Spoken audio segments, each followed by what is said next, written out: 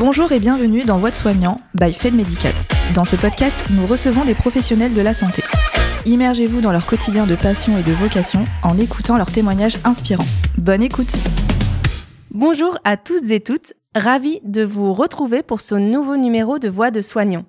Ce podcast s'adresse aux actuels et futurs professionnels de la santé, du paramédical et du social, mais aussi à tous ceux qui souhaitent bénéficier d'informations sur ces secteurs et ces métiers. Je suis Chloé Serre, responsable des contenus marketing chez Fed Group et j'ai le plaisir aujourd'hui d'accueillir Nelly Ducasse, experte handicap au travail et assistante sociale interentreprise. Bonjour Nelly. Bonjour Chloé. Ravie que vous soyez là aujourd'hui avec moi. Donc on va parler de votre quotidien, de votre métier et comment vous en êtes arrivée là aujourd'hui. Donc j'aimerais tout d'abord vous poser une première question sur votre parcours et les études que vous avez suivies. Est-ce que vous pouvez nous en dire un peu plus ? Oui, bien sûr. Donc aujourd'hui, je suis effectivement assistante sociale en entreprise. J'ai envie de dire que déjà, dès l'enfance, voilà, il y a des appétences, il y a une personnalité pour chaque individu. J'ai vu assez rapidement que j'avais un intérêt pour l'autre, que j'aimais beaucoup les interactions, les échanges.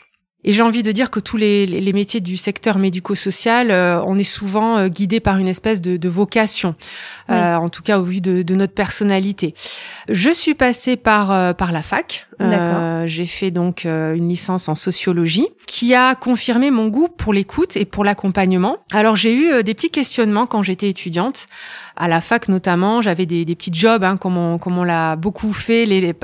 Parfois, on a un job à côté de nos études et j'ai eu l'occasion de travailler dans la vente en tant qu'hôtesse d'accueil ou en tout cas dans ce secteur où on était plus sur une approche plus commerciale. Et j'ai trouvé ça assez intéressant, mais j'ai mis ça derrière. Je me suis mis ça dans un coin de ma tête.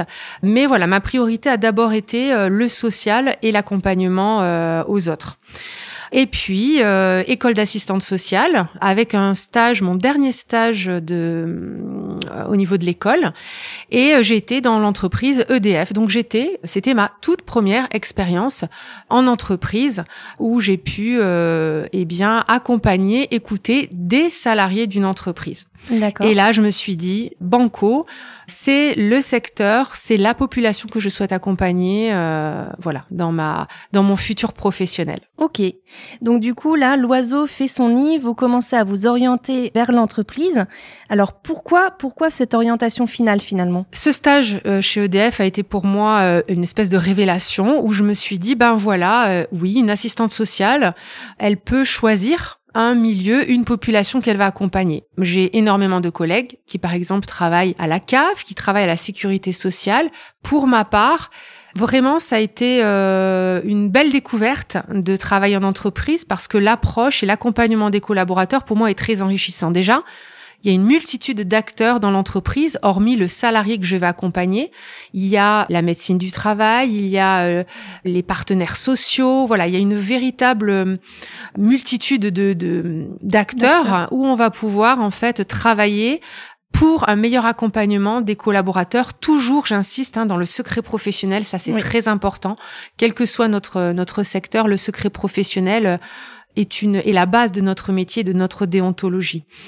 Voilà, j'ai trouvé qu'en tout cas, travailler en entreprise, c'était assez challengeant, à ne pas être qu'en rapport avec l'usager, mais aussi avoir plusieurs facettes au travail et plusieurs approches pour le collaborateur. D'accord, donc pour vous, effectivement, c'était plus challengeant pour votre quotidien. D'accord, et donc du coup, suite à vos différentes expériences professionnelles, vous êtes donc depuis 2018 à votre propre compte. Vous avez monté votre entreprise. En plus, du coup, d'être experte handicap et assistante sociale en entreprise, est-ce que vous pouvez m'en dire un petit peu plus sur la raison pour laquelle vous avez décidé de monter justement votre entreprise ? Oui, tout à fait. C'était cette espèce de goût du challenge et puis cette expérience que j'avais gardée dans ma tête de mes jobs étudiants en me disant que le challenge de trouver une clientèle, c'est quelque chose qui m'a attirée. D'allier les deux finalement. Le social et le commercial. Ce qui est rarement fait finalement.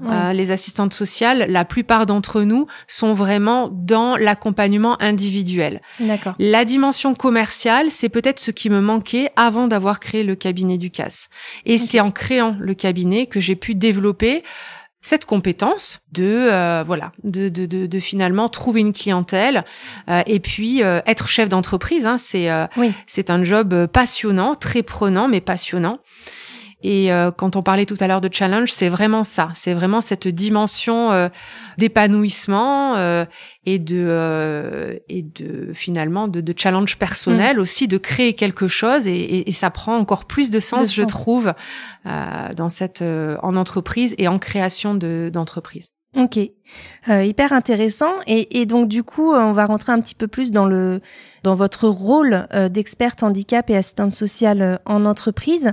Est-ce que vous pouvez du coup nous donner quelques informations sur votre rôle en tant que tel, voilà, par rapport à votre métier aujourd'hui? Oui, alors foncièrement, il y a deux approches. Oui. Il y a l'approche salariée.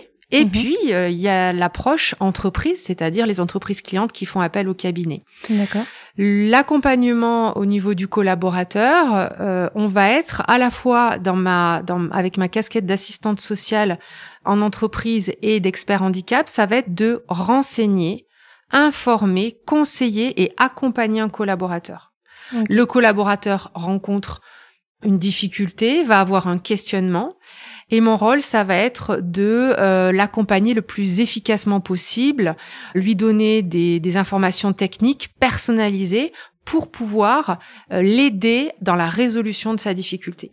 L'accompagnement au niveau des entreprises est un peu différent. Là, on va vraiment être dans l'accompagnement en politique handicap où le but va être d'accompagner l'entreprise dans la création, dans le développement d'une politique handicap pour répondre aux obligations légales et pour mieux accompagner les collaborateurs qui peut-être seraient confrontés à une fragilité de santé au travail. Ok, très bien.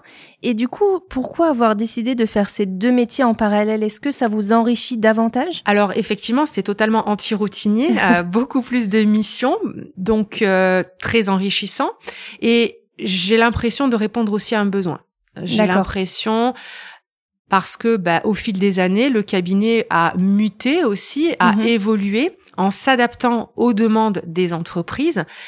Allez, je vais dire qu'en 2018, l'activité politique handicap, accompagnement des salariés sur ce sujet ne représentait peut-être que 20% de l'activité du cabinet. D'accord. Aujourd'hui, 7 ans après, je me consacre 80% quasiment, pas loin, de mon temps de travail sur la politique handicap pour n'avoir aujourd'hui plus que 20% de 100% service social interentreprise auprès de ma clientèle. D'accord.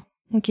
Donc il y avait un réel besoin, en fait, vous avez identifié un réel besoin et donc c'est pour ça que vous avez décidé d'allier ces deux compétences-là. Tout à fait, je me suis adaptée et c'est ce qui a aussi permis de développer tout un tas de prestations à la carte. Oui, ok. Très bien. Et donc du coup, est-ce que vous pouvez nous en dire un peu plus sur votre quotidien, vos missions, vos responsabilités et surtout avec qui vous interagissez de manière globale? Oui, alors avec les entreprises, on est souvent dans la construction ou dans l'amélioration d'une politique handicap interne. Donc là, il va y avoir un travail de diagnostic, il va y avoir un travail de un petit peu de gestion de projet pour arriver à accoucher d'une politique handicap, pour arriver à mettre en place des actions.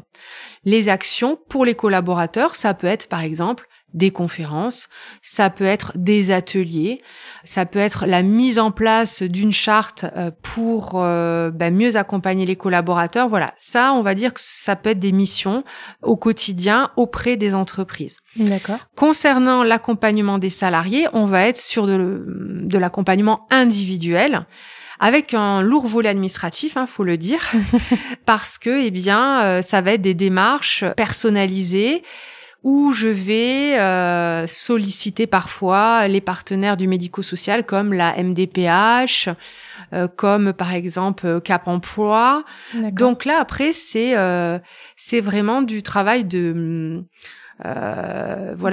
d'orfèvre, exactement, où il va vraiment falloir trouver les bons leviers, cerner et bien identifier les problématiques du collaborateur, les spécificités, pour l'accompagner comme toute assistante sociale à la résolution d'une difficulté. D'accord.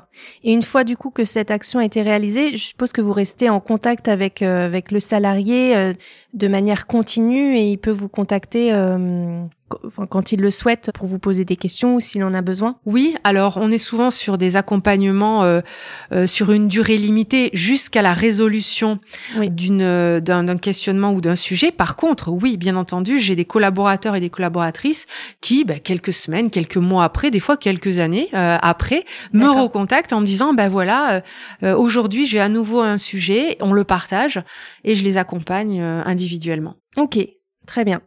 Et du coup, qu'est-ce qui vous plaît le plus dans votre quotidien, dans un premier temps, et ensuite, quels sont les challenges auxquels vous faites face ? Je pense que ce qu'il me plaît le plus, c'est déjà le sens de mon travail. J'ai l'impression d'être utile, et ça c'est quelque chose qui me fait du bien. Qui vous c'est tient important, à cœur aussi. Ouais, tout à fait, ce sentiment d'utilité. Ce que j'aime beaucoup dans mon activité au quotidien, c'est que je suis autonome. Alors ça a ses avantages et ses défauts, mais une grande autonomie de gestion dans mes déplacements. Aujourd'hui je suis dans vos locaux. La semaine dernière j'étais sur Nice. Voilà, je me déplace pas mal et je fais en fonction de mes de mes souhaits aussi, personnels et professionnels. Donc ça, c'est un vrai avantage. Ouais. Oui, quand vous parliez de peut-être de un peu plus de difficultés ou c'est que le métier de chef d'entreprise, c'est un métier prenant. Tous les chefs d'entreprise vous le diront, et pas que dans le médico-social. C'est cette peut-être limite à garder toujours en tête entre la vie pro, le temps perso. Oui, arriver à couper finalement. Exactement. Mais bon, ça c'est le propre de l'auto-entrepreneur, je crois. Voilà. Et puis il faut peut-être être aussi agile. Il y a une réflexion quand comme moi on a une petite structure. Voilà, il faut être agile, il faut s'adapter, brainstormer régulièrement, s'adapter, réfléchir à la gestion du temps. Voilà, ça demande une réflexion un petit peu perpétuelle. On peut pas se reposer sur nos acquis, sinon on passe à côté du sujet, je pense, à moyen terme. D'accord. Ok. Et donc, du coup, pour conclure, quels conseils donneriez-vous aux personnes qui souhaitent se lancer dans cette aventure d'assistante sociale en entreprise d'une part, mais aussi d'auto-entrepreneur d'autre part, puisque vous avez la double casquette? Oui, alors, pour assistante sociale et assistante sociale en entreprise, voilà, on parlait de personnalité, de vocation, il y a déjà ce fameux sens de l'écoute, cette empathie. Il y a aussi, en entreprise, ce positionnement. En entreprise, il faut bien savoir se positionner. Il faut pas oublier que la base, c'est le secret professionnel. Et il faut bien savoir se positionner par rapport aux différents acteurs. Comme je l'ai dit, dans les secteurs d'activité des assistantes sociales, il n'y a pas toujours cette multiplicité d'acteurs. Donc il est important d'avoir une connaissance des codes de l'entreprise qui ne sont pas du tout les mêmes que les codes quand on accompagne des usagers, qu'on travaille à la CAF par exemple. Oui. Voilà. Ok. Et puis pour lancer son entreprise, quel conseil ? En tout cas, déjà, c'est une aventure qui est très stimulante et très passionnante au quotidien. Ça, c'est une vérité. Ça demande peut-être, un goût du travail et de la persévérance. Ça, c'est certain. Et puis peut-être un peu l'intuition aussi. C'est-à-dire, il y a aussi une part de hasard ou entre guillemets de faire les bons choix et peut-être, ne pas négliger ce côté où on doit prendre des décisions. Oui. Et la réussite, au-delà du travail, c'est parfois aussi faire les bons choix. Ok. Et vous me disiez aussi, lorsqu'on s'est parlé un petit peu avant pour préparer ce podcast, qu'un jour on vous a dit quand on veut créer, il faut 3 casquettes, la gestion, la vente et les aspects techniques du métier. Et ça vous a vraiment marqué a priori quand on vous l'a dit. Est-ce que vous voulez rebondir là-dessus ou bon, voilà.